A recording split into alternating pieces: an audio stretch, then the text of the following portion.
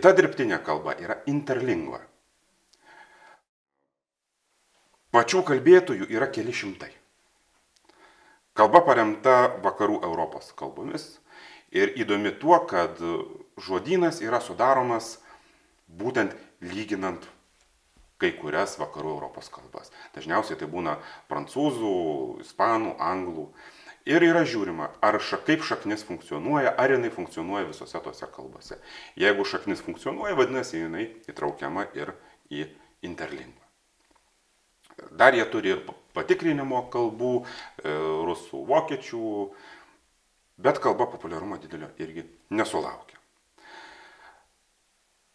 Yra ir kalba loiban. Tai logiškųjų kalba viena iš atmainų.